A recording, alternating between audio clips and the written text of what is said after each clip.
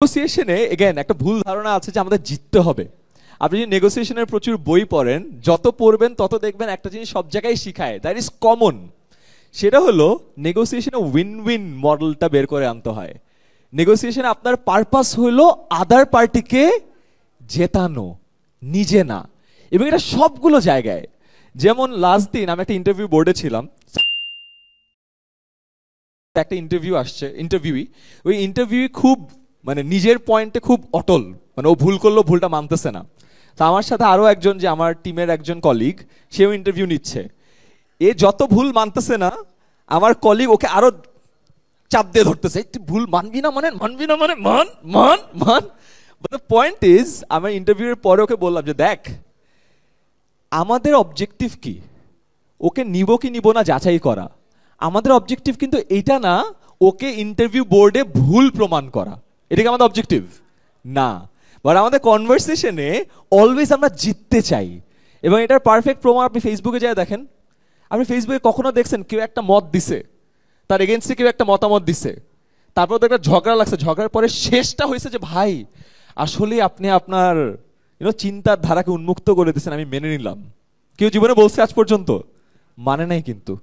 তার কারণে মানুষের পারপাস থাকে না রাইট অবজেক্টিভে পৌঁছানো, মানুষের পারপাস থাকে নিজের আর্গুমেন্টটাকে প্রতিষ্ঠিত করা। তো that's a very wrong fallacy that we often see in our communication. সেটা মাথায় রাখবেন নেগোসিয়েশনে। নেক্সট পয়েন্ট, সামনের মানুষটা ডেমোগ্রাফি বুঝে কমিউনিকেট করার চেষ্টা করেন। সে কোন দেশের, সে কোন এলাকার, সে কি করে, তার টাইম জোনটা কি। It's very important because often time আপনি যদি তার ডেমোগ্রাফিটা বুঝে তার সাথে কথা বলেন, তাহলে আপনার কমিউনিকেশনটা খুব ভালো হয়। এইটা ব্র্যান্ডরাই কাজটা করে, রাইট? ব্র্যান্ডের ব্রিফের সবার আগে থাকে কিন্তু টিজি ডেমোগ্রাফি, যার সাথে কথা বলতে যাচ্ছে এই টার্গেট গ্রুপ কোথাকার, কি করে, কি পছন্দ করে। আইসিপি বলা হয় আইডিয়াল কাস্টমার পারসোনা। সো আপনি যখন যেই অডিয়েন্সের সাথে কথা বলতেছে সবসময় আইসিপি বের করার চেষ্টা করবেন, তাহলে দেখবেন যে আপনার কমিউনিকেশনটা বেটার হবে। নেক্সট, কথা দিয়ে কথা রাখুন। এগেন এটা একটা অ্যাডভাইসের মধ্যে পড়ে না, বাট এগেন বাংলাদেশের জন্য এটা ম্যাটার করে। কেন? বিকজ মেজরিটি ক্ষেত্রে আমরা কথা দিয়ে কথা রাখি না।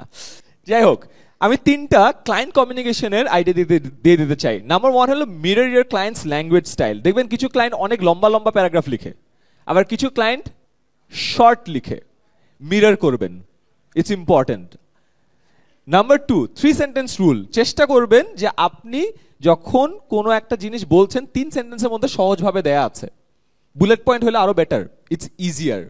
আমি ছোটবেলায় ভাবতাম যত লম্বা ইমেল লিখবো তত ভালো, যত বড় হয়েছে তত বুঝছি যে আসলে ইমেল বেশি লম্বা করা উচিত না, যত ছোটতে লিখতে পারি তত ভালো।